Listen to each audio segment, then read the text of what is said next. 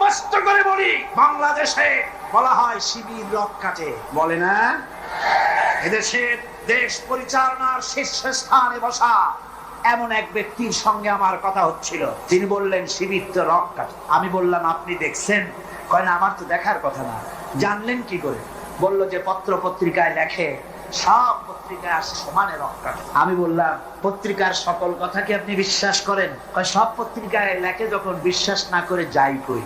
আমি বললাম তাহলে তো পত্রিকায় সব কথাও লেখে বর্তমান সরকার অযোগ্য, অথর্ব, অদক্ষ, দেশ চালাইতে পারে না, এটাও বিশ্বাস করেন? বেচারি আটকে গেল, জবাব দিতে পারলো না।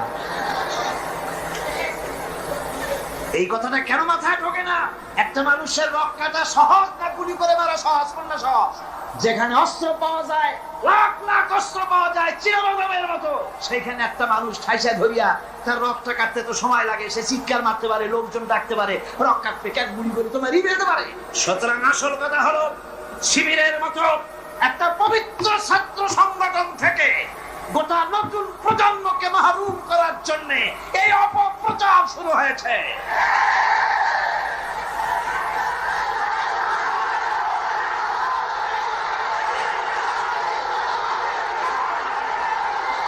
আমার মুসলমান ভাইয়েরা, এজন্য আমি বলতে চাই, আমার ভাইদেরকে বলতে চাই, তোমরা একটুখানি যাদের বিরুদ্ধে লেগেছো, একটুখানি যায় দেখো রাতের আধারে এই ছেলেগুলি কি করে, ওদের রিপোর্ট দেখো। কোরআন শরীফ কয়বার পড়তে হয় তার রিপোর্টে লিখে দিতে হয়, নামাজ 5 ওয়াক্ত পড়ে কিনা লিখতে হয়। আমি জিজ্ঞেস করি চট্টগ্রামবাসীদের কাছে, শিবির এই চট্টগ্রামের এত বড় বিরাট শহরে কোন দোকানে বাকি খাইয়া পয়সা দেয় নাই?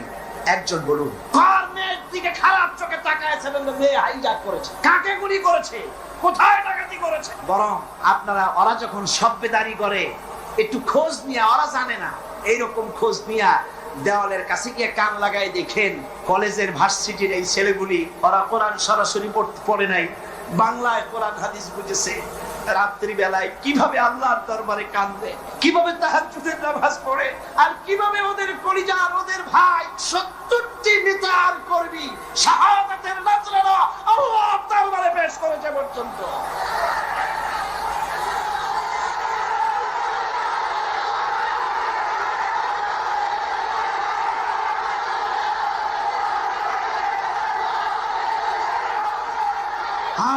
আমি আজ এই বিশাল জনসমুদ্রের পক্ষ থেকে বলতে চাই, চট্টগ্রাম বিশ্ববিদ্যালয়ের বাইরে একটা ছেলেকে কে বা কারা মারলো, সেই জন্য বিশ্ববিদ্যালয় বন্ধ করে দেওয়া হলো। কতদিন কেউ জানেন না? 2 মাস। 14,000 ছাত্র ছাত্রীর ভবিষ্যৎকে অনিশ্চিত করে দেওয়া হলো। আমরা প্রতিটি হত্যার বিচার চাই, প্রতিটি হত্যার নিন্দা করি, কিন্তু কোন মন্ত্রীর কথা মতো বিশ্ববিদ্যালয় বন্ধ করে রাখা যাবে না। বিশ্ববিদ্যালয় কোন মন্ত্রীর শ্বশুর বাড়ির আবদার নয়, যৌতুক নয়।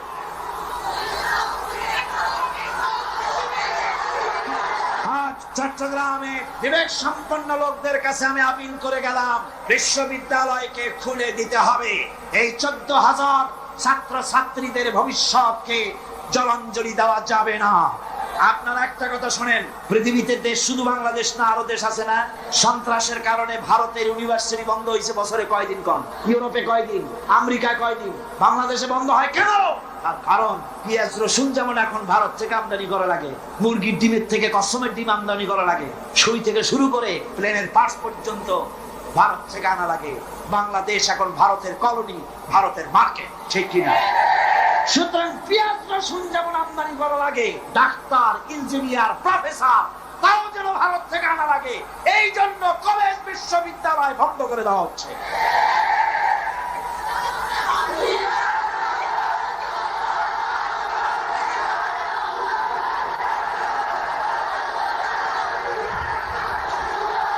আমি তরুণদের, জওয়ানদের বলবো, বাংলাদেশকে সত্যি যদি ভালোবাসো, তাহলে ভারতীয় মুক্ত বাজার অর্থনীতির নামে ভারতের সম্পদ দিয়ে যেভাবে ভারতীয় বাজার দিয়ে বাংলাদেশকে নষ্ট করা হয়েছে, এর প্রতিবাদে তোমাদেরকে রুখে দাঁড়াতে হবে।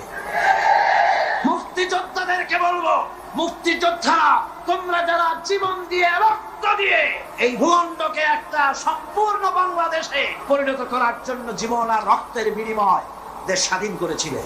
মনে রেখো, একটা দেশের নামের পরিবর্তনে বা সে দেশের পতাকার পরিবর্তনে দেশের মানুষের ভাগ্যের পরিবর্তন হয় না। মুক্তিযুদ্ধ করে দেশ স্বাধীন হয়েছে ঠিকই, কিন্তু দেশের মানুষের ভাগ্যের উন্নতি হয় নাই। মুক্তিযোদ্ধাদের বলবো, তোমরা আমাদের প্রিয় সন্তান, তোমাদেরকে আরেকটা যুদ্ধ করতে হবে। সেই যুদ্ধ করবা কোরআনের শাসনের জন্য।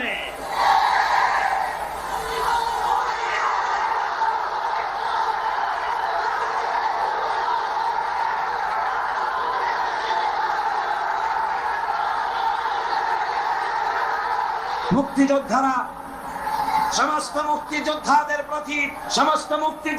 প্রতি আমার আবেগ ভরাই আবেদন রইল, বাংলাদেশকে ইসলামী শাসন প্রবর্তন করার জন্য আপনারা আপনাদের অবদান রাখুন। কিয়ামতে পুরস্কার পাবেন আল্লাহর দরবারে, কোনো সন্দেহ নাই। যুবকদের ব্যাপারে সর্বশেষ কথা, কোরআন পড়ো, হাদিস পড়ো, বখাটেপনা, মাস্তানিপনা, সাদাবাজি বন্ধ করো। সত্যিকারের মুসলমান হয়ে আল্লাহর দ্বীনের দিকে এগিয়ে আসো। জান্নাত তোমাদের জন্য অবধারিত। বুড়া মানুষ একটাও ভেস্তে যাবে না কিয়ামতে। বুড়া মানুষ একটাও ভেস্তে যাবে না, কালো মানুষ একটাও ভেস্তে যাবে। বুড়া মানুষরা আবার অসন্তুষ্ট হন। আপনি যখন ভেস্তে যাবেন, আল্লাহ আপনারে জওয়ান বানায় দিবেন। কারণ ভেস্তে এত নিয়ামত যা বুড়ারা খাইয়ে হজম করতে পারবে না, ভেস্তে নষ্ট করে ফেলাবে। এই জন্য সব উরুবান আতরাবা, সমবয়স্ক বয়স্ক আল্লাহ করে দিয়ে দিবেন। কারণ সুবহানাল্লাহ। জওয়ানদের ব্যাপারে এই আবেদন রইল। আরেকটি কথা না বললে নয়, সেটা হচ্ছে এনজিও। সেটা কি? এনজিও। বাংলাদেশে বড় রকমের একটি সমস্যা এনজিও। সব এনজিও খারাপ তা নয়, কয়েকটা এনজিও আছে ইসলামের মারাত্মক শত্রু। বাংলাদেশে ইসলামের শ্রেষ্ঠ শত্রু হচ্ছে প্রাক, 2 নম্বরে কারিতাস, 3 নম্বরে অক্সফাম। 52টা ইসলাম বিদ্বেষী এনজিও বাংলাদেশে কাজ করছে। আমাদের দেশে বামপন্থীরা এতদিনে খয়রাত করতো, ভিক্ষা করা ছাড়া উপায় থাকতো না, যেহেতু রাশিয়া তো শেষ। এনজিওরা এদের সকলকে চাকরি দিয়ে দিছে। আর এদের পত্রিকা হলো, এনজিওদের পত্রিকা হলো, ওর নাম রাখছে জনকণ্ঠ, আসলে এটার নাম হলো জঘন্য কণ্ঠ। এই জঘন্য কণ্ঠ আজকের কাগজ, ভোরের কাগজ, সকালের কাগজ, বাংলা বাজার, সবুজ বাংলা, আলামী, যতগুলি পত্রিকা, সব ভারতের টাকা দিয়া পত্রিকাগুলি পরিচালিত হয়। এনজিওরা এই পত্রিকার মাধ্যমে ওলামাদেরকে ফতোয়াবাজ বলে গালি দেয়, ঠিক কিনা? ওরা নিজেরা মতলববাজ, তাই আলেমদের বলে ফতোয়াবাজ। ওরা তুত গাছ লাগাইছে, জানেন তো তুত গাছ? বগুড়ায় গেলাম, ওরা কয় যে আলেমেরা সব তুত গাছ কাটছে। আমরা আলেমদের খাইয়ে খাইয়ে কাম নাই, তুত গাছ কাটবো। তুত গাছ লাগাইছো না তুমি? কেন তুত গাছ লাগিয়েছো? আমার দেশে সুতার প্রয়োজন, রেশমের এত কাপড় পরবে কোন বড় লোক? তারপর যদিও রেশমি কাপড় দরকার, আমি মানলাম, সেজন্য এক জায়গায় শত শত বিঘা জমি কেন, সেখানে তোমরা তুত গাছের চাষ করো। কিন্তু মাইলের পর মাইল রাস্তার 2 ধারে তুত গাছ লাগাইয়া উদ্দেশ্যটা কি? কারা সংরক্ষণ করবে? কারা পোকা চাষ করবে? কারা তুত আহরণ করবে? আসল উদ্দেশ্য কি জানেন? আসল উদ্দেশ্য হলো দেশ যাতে বনায়ন করে দেশ সমৃদ্ধ না হয়। একটা মেহগনি গাছ লাগালে 15 বছর পর মেহগনি গাছের দাম হবে 20,000 টাকা, সেখানে তুত গাছ 20 বছর পরে দাম হবে না 10 টাকাও। বাংলাদেশের এই বনায়নের বিরুদ্ধে তুত গাছ লাগিয়ে তারা বড় বড় গাছ লাগাবার পথকে বন্ধ করে দিচ্ছে। সুতরাং এই বদনাম যদি তোমরা আমাদের দাও, শোনো, এই বদনাম যদি আমাদের দাও, আলেমেরা তুত গাছ কাটে, এই তুত গাছ দিয়েই আমরা তোমাদের ভূত ছাড়াবো ইনশাআল্লাহ। আজ শহর সমূহে আপনি যদি মসজিদ বানাতে চান, জায়গা পাবেন না। ভূমি প্রশাসন থেকে বলবে জায়গা নাই। কিন্তু কারিতাস, অক্সফাম, এনজিওরা যদি জায়গা কিনতে চায়, চাষ বানাবার জন্য জায়গা চিনতে চায়, এই চট্টগ্রাম শহরে জায়গার অভাব হবে না, ঠিক কিনা? কম জোরে বলেন, ঠিক কিনা? অদূর ভবিষ্যতে বাংলাদেশকে লেবানন এবং বৈরুত বানাবার একটা ষড়যন্ত্র নিয়ে এনজিওরা তারা কাজ করে যাচ্ছে। তারা আমাদের দেশের গরিব মানুষদেরকে খ্রিস্টান বানাচ্ছে।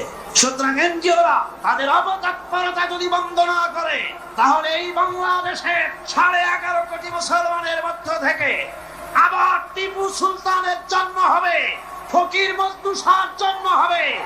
আমরা এনজিও পিটাইয়া বঙ্গোপসাগর পার করে দেব।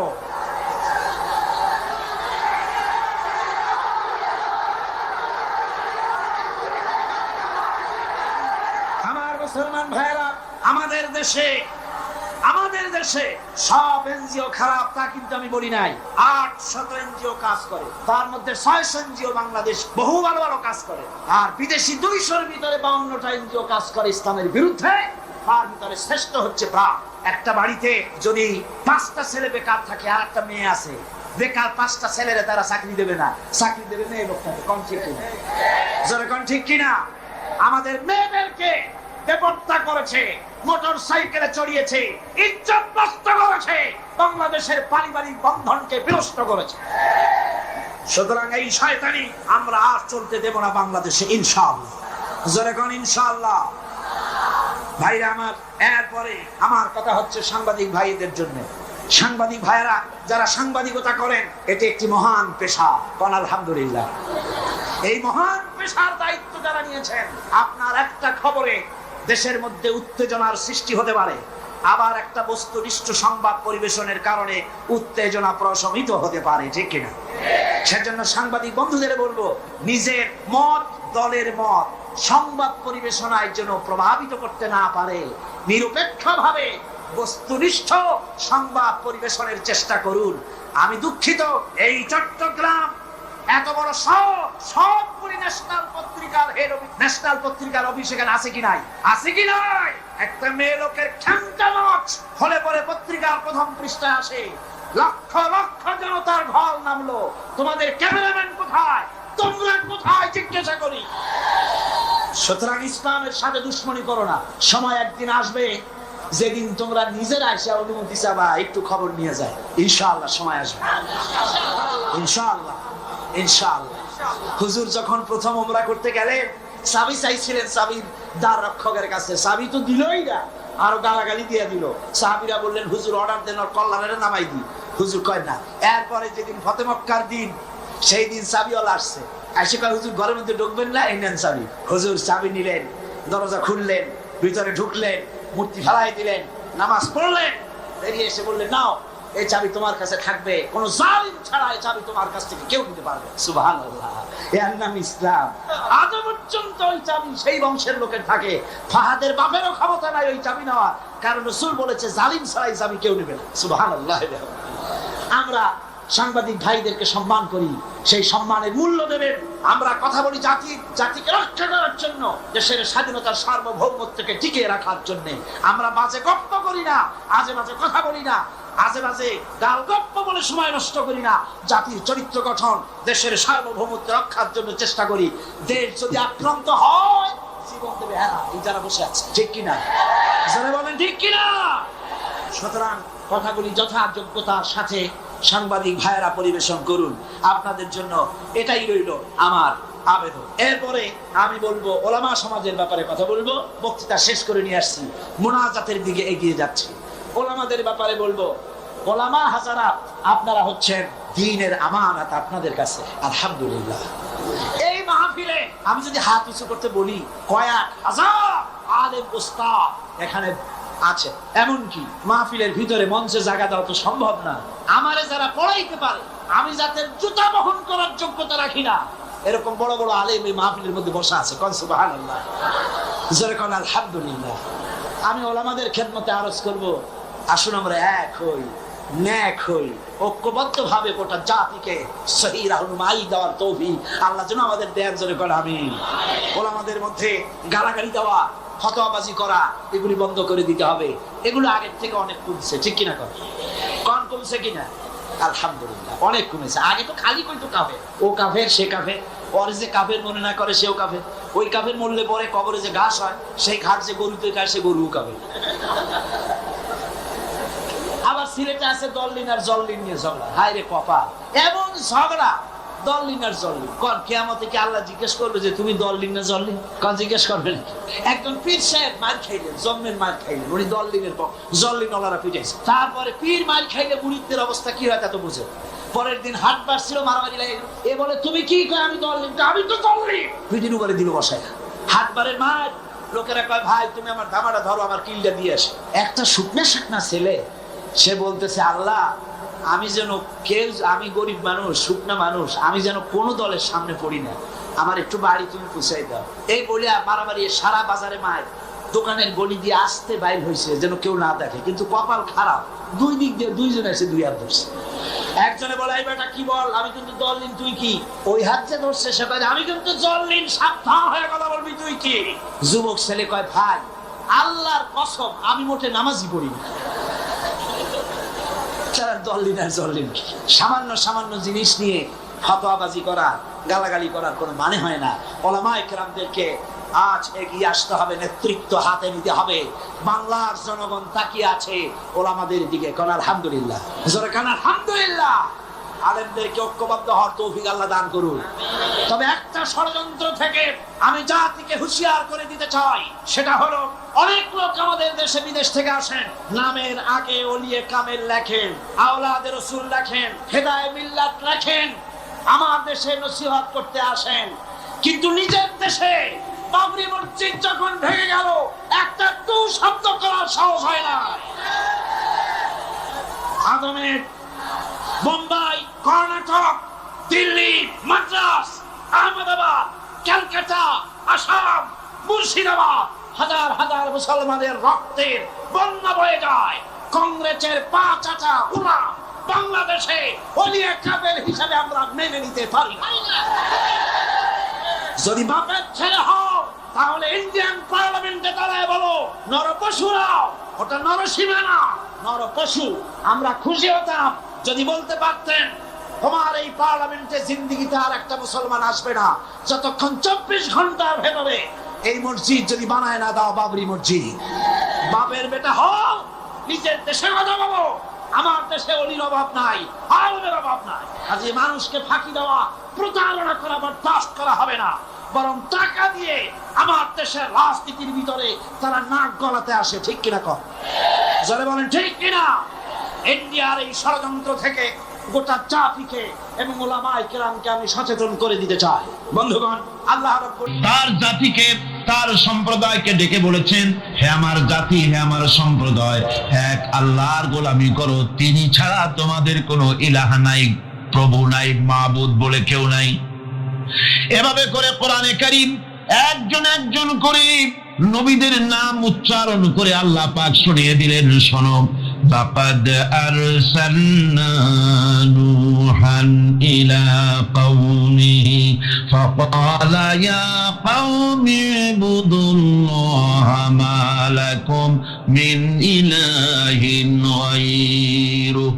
আল্লাহ পাক বলেন, আমি নূহ আলাইহিস সালামকে তার কওমের জন্য নবী করে পাঠালাম, আর নূহ আলাইহিস সালাম তার জাতিকে ডেকে বললেন, ও আমার জাতি, ও আমার সম্প্রদায়, এক আল্লাহর গোলামি করো, তিনি ছাড়া তোমাদের কোনো রব নাই, ইলাহ নাই, মাবুদ নাই। হুদ আলাইহিস সালাম সম্পর্কে আল্লাহ পাক বলছেন, ওয়াইলা আদিন আখাহুম হুদান ক্বালা ইয়া কওমি ইবুদুল্লাহা মা লাকুম মিন ইলাহিন গায়রু। হুদকে আমি সামুদ জাতির জন্য, আমি সালেহ আলাইহিস সালামকে তার জাতির জন্য পাঠিয়েছি, হুদকে তার জাতির জন্য পাঠিয়েছি, এবং তারা সকলেই বলেছেন, হে আমার জাতি, এক আল্লাহর গোলামি করো, এক আল্লাহর দাসত্ব করো, আর কারো গোলামি করা যাবে না। এভাবে করে শুআয়ব আলাইহিস সালাম সম্পর্কে আল্লাহ পাক বলেছেন, আমি মাদিয়ানবাসীদের জন্য তাকে পাঠিয়েছি এবং তাকে আমি বলেছি যে একমাত্র আল্লাহ পাকের গোলামি করো, জীবনের সকল ক্ষেত্রে তার আনুগত্য করো। আল্লাহ পাকের পরে বলেন, শুধু নূহ, শুধু হুদ, শুধু সালেহ আর শুআয়ব নয়, শুধু মূসা আর ঈসা নয়, ওয়ালাকাদ বা'আসনা ফি কুল্লি উম্মাতির রাসূলা আন ইবুদুল্লাহ ওয়াজতানিবুত তাগুত। আমি প্রত্যেক জাতির জন্যই রাসূল প্রেরণ করেছি এবং সকলেই দাওয়াত দিয়েছেন, আন ইবুদুল্লাহ ওয়াজতানিবুত তাগুত, এক আল্লাহর গোলামি করো, এক আল্লাহর আনুগত্য করো, আর তাগুতকে বর্জন করো। তাগুত হচ্ছে সেই শক্তি যে শক্তি শুধু নিজেই আল্লাহর আইন অমান্য করে না, অন্যদেরকেও অমান্য করতে বাধ্য করে, তাকে কি বলা হয়? কোরআন বলছি, ওয়ামা আরসালনা মিন ক্বাবলিকা মির রাসূলিন ইল্লা নূহি ইলাইহি আন্নাহু লা ইলাহা ইল্লা আনা ফা'বুদুন। আল্লাহ পাক বলছেন, হে নবী, তোমার পূর্বে এই পৃথিবীতে আমি যাদেরকে পাঠিয়েছি তাদের সকলের প্রতি আমি এই ওহী অবতীর্ণ করেছিলাম যে তারা তার জাতিকে বলবে লা ইলাহা ইল্লা, লা ইলাহা ইল্লা আনা, আমি ছাড়া কোনো ইলাহ নাই, অর্থাৎ আল্লাহ ছাড়া কোনো ইলাহ নাই। এই কথাটা নবীরা সকল জাতির কাছে তারা বলবে, এই বলে ওহী নাযিল করেছে, এবং তারা বলবে একমাত্র আল্লাহ পাকের গোলামি, তার আনুগত্য জীবনের সকল ক্ষেত্রে করতে হবে, তিনি ছাড়া কোনো ইলাহ নাই, এটাকে বিশ্বাস করতে হবে। মেরাজ উপলক্ষে আল্লাহ পাক রাসূল করিম সাল্লাল্লাহু আলাইহি ওয়াসাল্লামকে যে পেগাম দিয়েছিলেন, যে হাদিয়া দিয়েছিলেন, যে 14টি পেগাম ছিল, তার মধ্যে প্রথম পেগাম যেটা ছিল সে ছিল কি? وَقَضَى رَبُّكَ أَلَّا تَعْبُدُوا إِلَّا إِيَّاهُ وَبِالْوَالِدَيْنِ إِحْسَانًا। তোমার রবের পক্ষ থেকে এটা চূড়ান্ত রূপে ফয়সালা হয়ে গিয়েছে, চূড়ান্ত ফয়সালা হয়ে গিয়েছে যে দাসত্ব, গোলামি, আনুগত্য করতে হবে কেবলমাত্র আল্লাহ সুবহানাহু ওয়া তাআলা। আল্লাহ পাকের গোলামি ছাড়া কারো গোলামি করা যাবে না। এখন এই গোলামিটা কি জিনিস, আসুন আমরা ব্যাখ্যা করে আলোচনা করে বুঝতে চেষ্টা করি গোলামিটা কি। এটি হচ্ছে, এটা মানুষের একটা স্বভাবজাত প্রবৃত্তি। মানুষের সামনে মানুষ কারো না কারো আনুগত্য করতে চায়, এটা তার রুহের মধ্যে, তার রক্তের মধ্যে, তার দেহের মধ্যে এটা মিশ্রিত রয়েছে। যেমন মানুষ ক্ষুধা লাগলে ক্ষুধা নিবৃত্তি করার জন্য আহারের আশ্রয় গ্রহণ করে, ঠান্ডা লাগলে শীত বস্ত্রের আশ্রয় নেয়, ক্ষুধা লাগলে খাদ্যের আশ্রয় নেয়, গরম লাগলে বৃষ্টি হলে ঘরের মধ্যে আশ্রয় নেয়, মনের ভাষা ব্যক্ত করার জন্য, মনের কথা ভাবের আদান প্রদান করার জন্য ভাষার আশ্রয় গ্রহণ করে। ঠিক এগুলি যেমন তার সহজাত প্রবৃত্তি, ঠিক অনুরূপ ভাবে উপাসনার প্রেরণা তার মধ্যে স্বাভাবিকভাবেই উপাসনার প্রেরণা তার মধ্যে ঢুকিয়ে দেওয়া রয়েছে। কারো না কারো সামনে তার মাথা নত করা এটি একটি স্বাভাবিক প্রেরণা। ইবাদতের ধারণা প্রকৃতপক্ষে এটি একটি ব্যাপক ধারণা। এর প্রথমে এটাকে দুই ভাগে ভাগ করা যায়, একটা হচ্ছে বন্দিগি এবং আনুগত্য, আর একটা হচ্ছে পূজা বা অর্চনা। বন্দিগি এবং আনুগত্যের ব্যাপারটা হচ্ছে যে উচ্চতর কোন একটি সত্তার সামনে মাথা নত করে দেওয়া, যেটাকে আরবিতে বলা হয় ইজহারে তাজাল্লুল, নিজেকে ছোট করা, নিজেকে ছোট করা। এই নিজেকে ছোট করাটা এটা কিন্তু আল্লাহ পাক ছাড়া কারো সামনে মাথা নত করা, কথা বুঝেন না নাকি? আল্লাহ ছাড়া কারো সামনে মাথা নত করা যাবে না। সুতরাং আজ ইজহারে তাজাল্লুল, মানুষ নিজেকে ছোট করবে কেবলমাত্র আল্লাহর কাছে। কার কাছে? আল্লাহ ছাড়া কারো সামনে মানুষ মাথা নত করতে পারবে না। এমনকি আমার দেশের কোর্টগুলিতে জজ সাহেবদেরকে বলা হয় মিলর্ড, আমার প্রভু। ব্রিটিশের শেখানো কথা, কোন মুসলমান উকিলের এমন কথা বলা উচিত নয়, জায়েজ নয়, হারাম।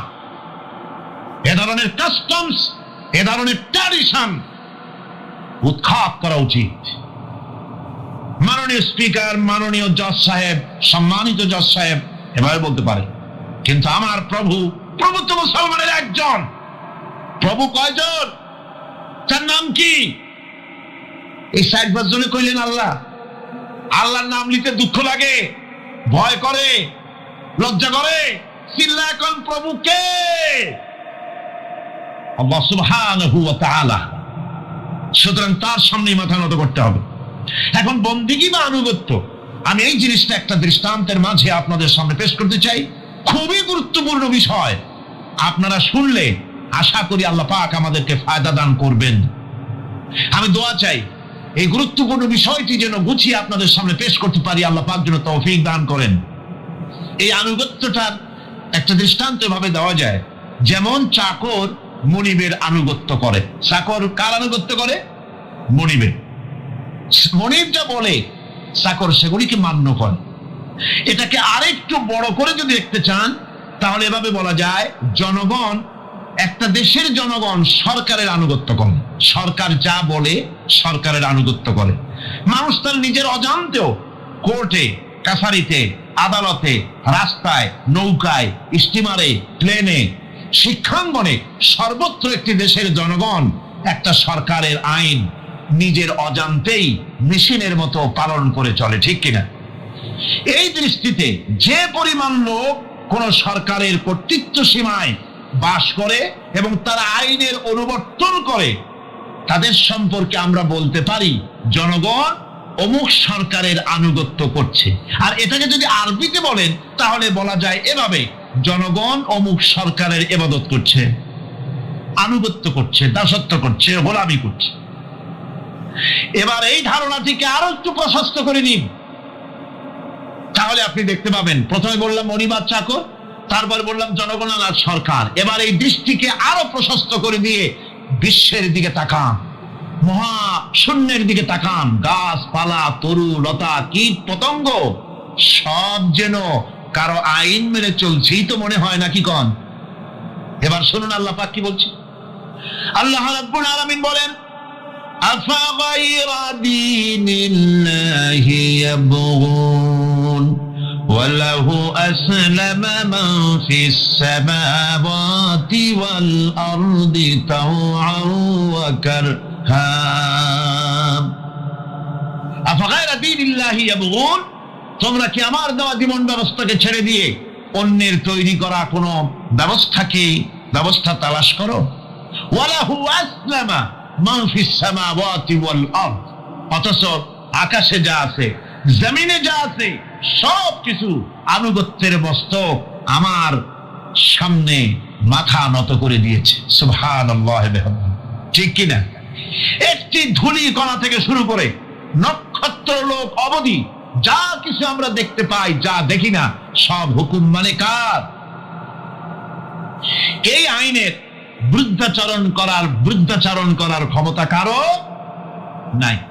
এটাকে বলা যায় গোটা বিশ্ব চরাচর আনুগত্য করছে, গোলামি করছে, ইবাদত করছে। কার করছে? আল্লাহ পাকের। এটাকে ইংরেজিতে বলা হয় ল অফ নেচার, এটাকে আরবিতে বলা হয় কানুনে ফিতরত, এটাকে বাংলায় বলা হয় প্রকৃতির আইন। এই আইনকে লঙ্ঘন করার ক্ষমতা কারো না। বন্ধুগণ, এই পৃথিবীর আপনি লক্ষ্য করে দেখবেন, কোরআন মাজিদে এই বন্দিগিকে কোথাও ইবাদত বলেছে, কোথাও তাসবিহ বলেছে, কোথাও তাকদীস বলেছে, কোথাও সুজুদ বলেছে, কোথাও কুনুত বলেছে। আল্লাহ রাব্বুল আলামিন এই ইবাদতকে, আল্লাহ পাকের এই আনুগত্যকে বিভিন্ন শব্দে ব্যবহার করেছে, যেমন وَلَهُ مَنْ فِي السَّمَاوَاتِ وَالْأَرْضِ وَمَنْ عِنْدَهُ لَا يَسْتَكْبِرُونَ عَنْ عِبَادَتِهِ وَلَا يَسْتَحْسِرُونَ। আসমান এবং জমিনে যা কিছু আছে সব আল্লাহ পাকের, আর যেসব ফেরেশতারা তার নিকটে আছে তারা সবাই আল্লাহ পাকের বন্দেগী করছে। আল্লাহ পাকের বন্দেগী করার ভিতরে কেউ ত্রুটি করছে না। ইউসাব্বিহুনাল লাইলা ওয়ান নাহারা লা ইয়াফতুরুন, তারা রাত দিন তার প্রশংসা কীর্তনে মাথা নত করে দিয়ে কোন রকমের বিশ্রাম ছাড়া, শৈথিল্য ছাড়া সব আল্লাহ পাকের জিকির করছে, তাসবিহ করছে, আনুগত্য করছে। আকাশের সমস্ত ফেরেশতারা, কত ফেরেশতা তার তো কোনো ঠিক ঠিকানা নাই। কত লক্ষ লক্ষ ফেরেশতা আছে শুধু রুকুর হালতে আছে, কেউ তো সিজদার হালতে আছে, কেউ তো কিয়ামের হালতে আছে, আর যার উপরে যে ডিউটি আছে সেই ডিউটি পালন করছে। সব আল্লাহ পাকের আনুগত্য করে চলছে। এভাবে করে আল্লাহ পাক বলছেন যে আমার আনুগত্য এবং আমার তাসবিহ, আমার গুণকীর্তন করার জন্য সবাই এর মধ্যে ব্যস্ত আছে। ইউসাব্বিহু লিল্লাহি মা ফিস সামাওয়াতি السماوات وما في الأرض الملك القدوس العزيز الحكيم يسبح لله তাসবিহ পড়ছে সাব্বাহা ইউসাব্বিহু তাসবিহান তাসবিহ পড়েছে তাসবিহ পড়ছে তাসবিহ পড়বে কিয়ামত পর্যন্ত যা কিছু আছে আকাশে যা কিছু আছে জমিনে যা কিছু আছে এর মাঝখানে সব তাসবিহ পড়ছে কার আল্লাহ পাকের জিকির করছে তাসবিহ করছে হযরত ইউনূস আলাইহিস সালাম মাছের পেটে যখন ঢুকে পড়েছিলেন যখন নিজের জীবন সম্পর্কে হতাশ হয়ে গিয়েছিলেন তখন তিনি শুনতে পাচ্ছিলেন চতুর্দিকে যে সমস্ত জলচর প্রাণী আছে হাত্তাকে সমুদ্রের তলদেশের দরিয়ার তলদেশের বালুকণা পাথরের নুড়ি শৈবাল সবকিছু থেকে আল্লাহ পাকের জিকির হচ্ছে ভিতর থেকে আওয়াজ আসতেছে আল্লাহ আল্লাহ আল্লাহ আল্লাহ আল্লাহ আল্লাহ আল্লাহ আল্লাহ আল্লাহ জোরে বলেন আল্লাহ আল্লাহ আল্লাহ আল্লাহ আল্লাহ আল্লাহ আল্লাহ হযরত ইউনূস আলাইহিস সালাম তখন বললেন লা ইলাহা ইল্লা আনতা সুবহানাকা ইন্নী কুনতু মিনাজ জালিমিন পড়েন সবাই লা ইলাহা ইল্লা আনতা সুবহানাকা ইন্নী কুনতু মিনাজ জালিমিন লা ইলাহা ইল্লা আনতা তুমি ছাড়া কোনো ইলাহ নাই আমি তোমার প্রশংসা করছি আমি তোমার পবিত্রতা ঘোষণা করছি আমি নিজের উপরে জুলম করেছি গাছপালা তরুলতা সব তাসবিহ পড়ছে জিকির করছে কার আল্লাহ পাকের এই জন্য রাসূল কারীম সাল্লাল্লাহু আলাইহি ওয়াসাল্লাম বলেছেন গাছের পাতাটিও ছিঁড়ো না প্রয়োজন হলে গাছটা কেটে ফেলো কিন্তু বিনা প্রয়োজনে গাছের পাতাও ছিল না কারণ গাছের পাতা আল্লাহ পাকের জিকির করছে কার জিকির করে গাছপালা তরুলতা কীট পতঙ্গ সব আল্লাহ পাকের তাসবিহ করছে জিকির করছে কোরআনে কারীম বলছে ওয়ালিল্লাহি মুলকুস সামাওয়াতি ওয়াল আরদি ওয়া ইলাল্লাহিল মাসির আকাশ মণ্ডল এবং জমিনের বাদশাহী আল্লাহ পাকের এবং তারই কাছে আমাদের সকলকে ফিরে যেতে হবে মালিক হচ্ছেন তিনি আর তার তাসবিহ আকাশ জমিন যা দেখতে পাই যা দেখতে পাই না এর মধ্যস্থিত যা কিছু আছে সব কিছুই আল্লাহ পাকের তাসবিহ গুণকীর্তনে সব নিরত আছে অন্য আয়াতে আল্লাহ পাক বলেন ওয়ালাহু মা ফিস সামাওয়াতি ওয়াল আরদি কুল্লুন লাহু কানিতুন আসমান এবং জমিনে যা আছে তা সবই আল্লাহর নির্দেশের সামনে মাথা নত করে দিয়েছে শুধু তাই নয় الشمس والقمر بحسبان والنجم والشجر يسجدان সূর্য এবং চন্দ্র হিসাব অনুযায়ী আবর্তিত হচ্ছে এবং বৃক্ষ এবং নক্ষত্র রাজি সিজদায় রত হয়ে আছে সব আল্লাহ পাকের সামনে মাথা নত করে দিয়েছে এই ইবাদত তাসবিহ আজ্ঞা অনুবর্তিতা নিয়ম অনুবর্তিতা সচেতনতা সকল কিছু সকলেই মিলে আল্লাহ পাকের একটি ধূলিকণা থেকে শুরু করে পাহাড় পর্বত পর্যন্ত সব আল্লাহর নিয়ম কানুন মেনেই চলছে আপনি দেখতে পাচ্ছেন সমুদ্রে যে জোয়ার এবং ভাটা হয় কার নির্দেশে হয় কার নির্দেশে হয় আরো লক্ষ্য করুন সমুদ্রের পানি লবণাক্ত এই নোনা পানি সমুদ্রের নোনা পানিগুলি পদ্মা মেঘনা যমুনা ব্রহ্মপুত্র শীতলক্ষা সুরমা এসব মিষ্টি পানির ভিতরে জ্বরের টানে লবণাক্ত পানিগুলি ঢুকে যায় আবার ভাটির টানে মিষ্টি এলাকার পানিগুলি সব গিয়ে সমুদ্রের মধ্যে নোনা পানির মধ্যে চলে যায় মাঝখানে কোনো পার্টিশন নাই মাঝখানে কোনো হেজাব নাই কোনো বেড়া নাই বাদ নাই অথচ নোনা পানি মিষ্টি পানির ভিতরে গিয়ে মিষ্টি পানিরে নোনা বানায় না নোনা পানি মিষ্টি এলাকায় গিয়ে মিষ্টি পানিরে নোনা বানাইতে পারে না এই যে আল্লাহ পাকের হুকুম মেনে সব চলতেছে, জোয়ার ভাটাগুলি হতেছে, রাত আর দিন চলতেছে। রাত 12টার সময় সূর্য এসে বলে না রাত সর, আমি এখন দিন বানায় ভালাবো। বেলা 12টার সময় রাতের আগমন ঘটতে পারে না। লাশ-শামসু ইয়ানবাগী লাহা আন তুদরিকাল কামারা ওয়ালাল লাইলু সাবিকুন নাহার ওয়া কুল্লুন ফি ফালাকি ইয়াসবাহুন। সূর্য চাঁদকে অতিক্রম করতে পারে না, চাঁদ সূর্যকে অতিক্রম করতে পারে না, কারো সঙ্গে কারো বাধা হয় না, টক্কর লাগে না। সব আল্লাহ পাকের হুকুম মেনে ইলা আজালিন মুসাম্মা, নির্ধারিত সময় পর্যন্ত সবাই যাতায়াত করবে। আল কোরআন দা চ্যালেঞ্জ, মহাকাশ পর্ব, দারুণ লিখেছেন তিনি। আপনারা যদি পান খুঁজে নিয়ে পড়বেন, সে বইয়ের শেষ ভাগে গিয়ে তিনি এটার জবাব দিয়েছেন। স্রষ্টার স্রষ্টাকে তাই তুমি তালাশ করো, কানা চায় মানে কুজো চায় চিতই শুইতে। একটা লবণ কণার দৃষ্টান্ত তিনি দিয়েছেন। একটা লবণ কণা, একটি লবণ কণার ভিতরে যতগুলি মলিকুল থাকে, একটা লবণ কণার ভিতরে যতগুলি ক্যালাস থাকে, একটা লবণ কণার ভিতরে যতগুলি উপকরণ আর উপাদান থাকে, অর্থাৎ একটা লবণ কণা যত উপকরণ যত উপাদান ধারণ করে, তার ধারণ ক্ষমতা যতখানি, এতখানি জিনিস ধারণ করতে 1000 বার্টন রাসেলের মগজের দরকার। কিন্তু লবণ কণা সেইটা চিন্তা করাই কঠিন। আর এত বড় মহাবিশ্ব যিনি সৃষ্টি করেছেন তার স্রষ্টাকে তালাশ করতে চাও, এটা কি স্বাভাবিক কথা? এটা পাগলের প্রশ্ন হতে পারে, এটা পাগলের প্রশ্ন হতে পারে। গ্যাগারিন টিটপ আর প্রথম মহাশূন্যচারী ছিল।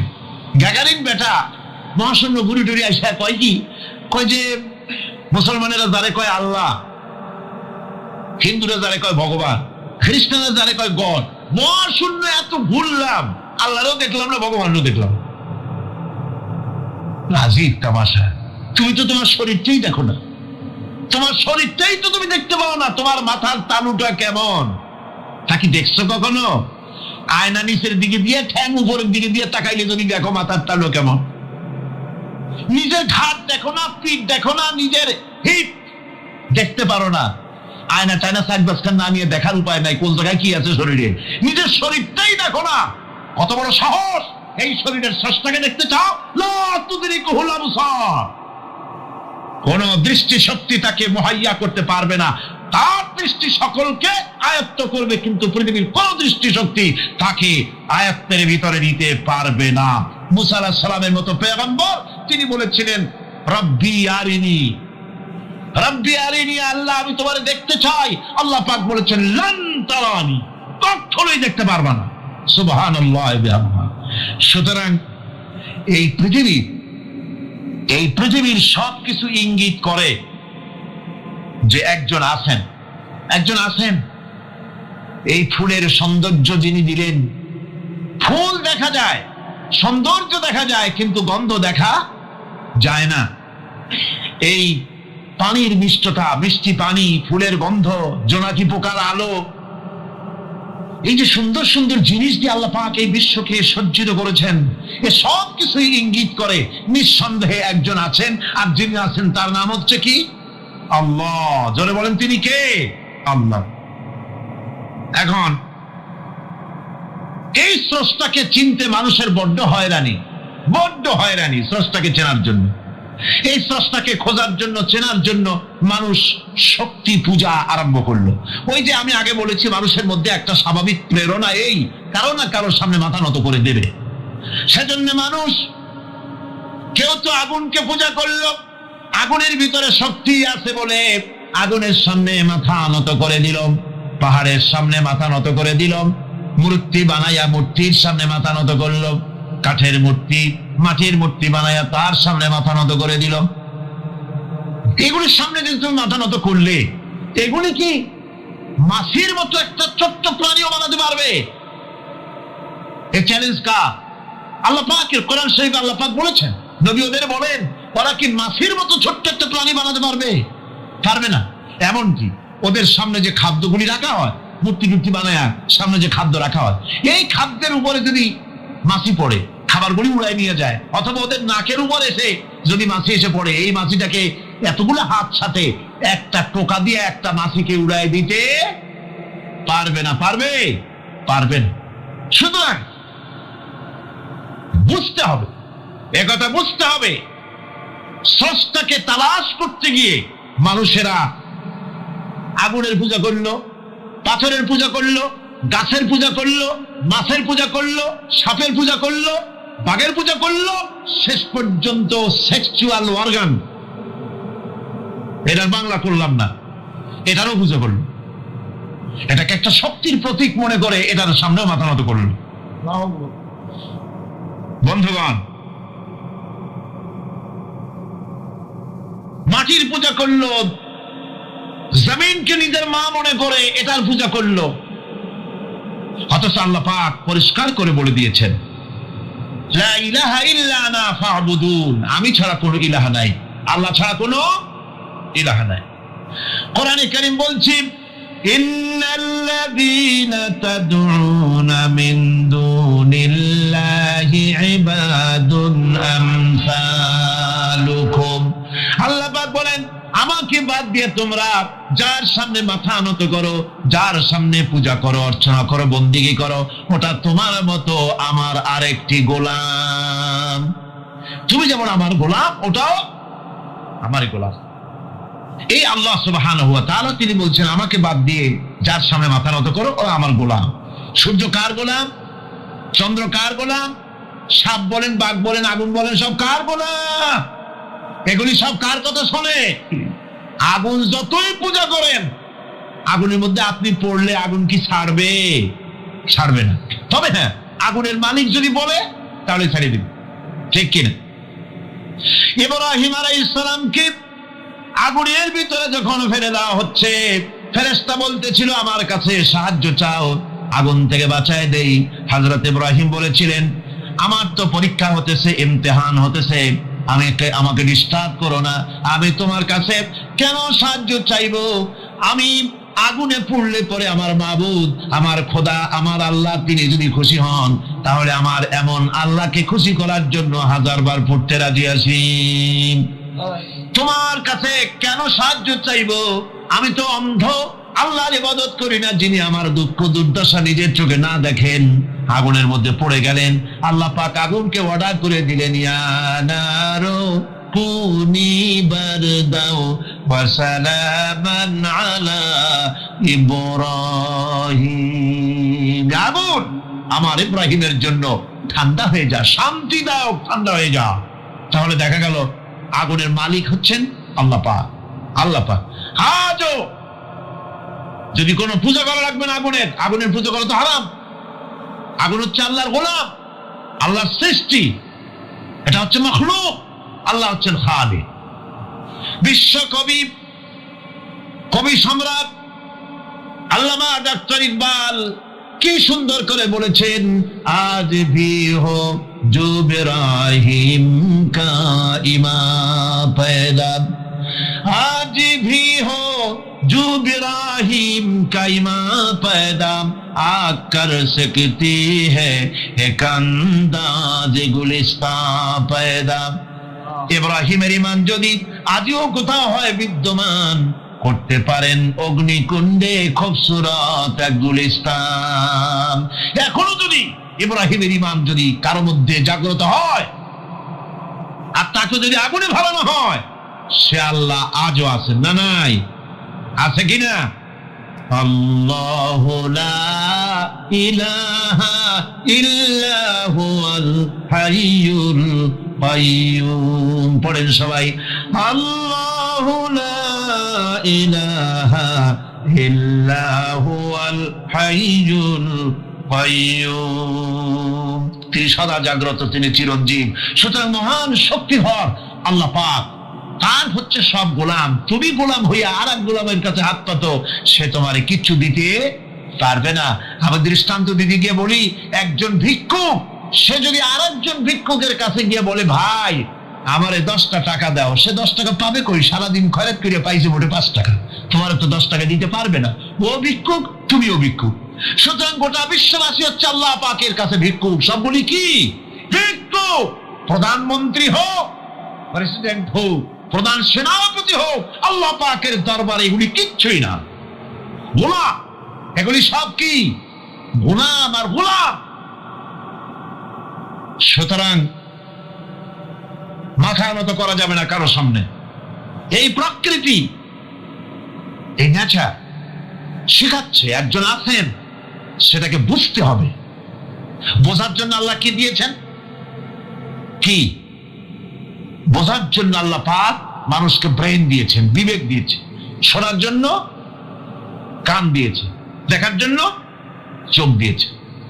আল্লাহ পাক বলছেন, লাহুম কুলুবুন লা ইয়াফকাহুনা বিহা ওয়া লাহুম আয়ুনুন লা ইউবসিরুনা বিহা ওয়া লাহুম আযানুন লা ইয়াসমাউনা বিহা উলাইকা কাল আনআম বাল হুম আযাল উলাইকা হুমুল গাফিলুন। আমি যাদেরকে কান দিয়েছিলাম, কলব দিয়েছিলাম, বিবেক দিয়েছিলাম, বিবেক দিয়ে সব বুঝলো, কিন্তু আমারে বুঝলো না। বিবেক দিয়ে সব বুঝলো, বিবেক দিয়ে সমস্ত জিনিস, নিজের স্বার্থের জিনিসগুলি বুঝলো, কিন্তু আল্লাহকে বুঝলো না। কান দিয়েছিলাম শোনার জন্য, গান শুনলো, বাজে কথা শুনলো, সব শুনলো, কিন্তু হকের দাওয়াত তার কানের মধ্যে ঢুকলো না। হক বুঝলো না, হক শুনলো না, হক দেখলো না, সত্যকে চিনতে পারলো না। আল্লাহ পাক বলেন, উলাইকা কাল আনআম, এরা হলো চতুষ্পদ জানোয়ার, জানোয়ার, পশু। আল্লাহ কয় না খালি পশু কইলে সারেন, বাল হোক আবার একেবারে পশুর চাইতো নিকৃষ্ট। কারণ কি? কারণ হলো পশু অবিশ্বাসী নয়, পশু অবিশ্বাসী নয়, পশু কাফের নয়, পশু মুশরিক নয়, পশু মুরতাদ নয়, পশু নাস্তিক নয়, ঠিক কিনা? সুতরাং পশুর চাইতেও খারাপ, পশুর চাইতেও খারাপ। পশু যেটা বোঝে তাও বোঝে। পশু তো অন্তত মালিকের আনুগত্য করে, তার কথা শোনে, যার খায় তার কথা শোনে। কুত্তাটাও, কুকুরও যার খায় তার কথা শোনে, ঠিক কিনা গণ? অথচ যে আল্লাহ রাব্বুল আলামিন খেতে দিলেন, পড়তে দিলেন, সব কিছু দিলেন, তার ইবাদতটা বুঝতে চেষ্টা করলো না, তার ইবাদত বুঝতে চেষ্টা করলো না, তার গোলামি করতে জানলো না। সুতরাং এগুলি হচ্ছে উলাইকা কাল আনআম, এগুলি চতুষ্পদ জন্তু এবং জানোয়ারের মতো, বরং তার থেকেও নিকৃষ্ট। মানুষকে আল্লাহ পাক জ্ঞান দিয়েছিলেন, সেই জ্ঞান দিয়ে সে দূরবীন আবিষ্কার করলো, জ্ঞান দিয়ে দূরবীন আবিষ্কার করলো, যাতে করে শকুনের চাইতে তীক্ষ্ণ দৃষ্টি সম্পন্ন হয়। সে গাড়ি আবিষ্কার করলো যাতে করে চিতাবাঘের চাইতে বেশি দৌড়াইতে পারে। সে সাবমেরিন আবিষ্কার করলো যাতে করে মাছের চাইতে বেশি দ্রুতগামী হয়ে চলতে পারে পানির তলা দিয়া।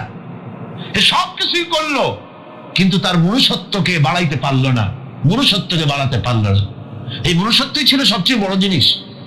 কবি বলছেন, মুঝে ये डर है कि दिले जिंदा तू ना मर जाए, मुझे ये डर है कि दिले जिंदा तू ना मर जाए, कि जिंदगानी इबारत है तेरे जीने से, मुझे ये डर है कि दिले जिंदा तू ना मर जाए।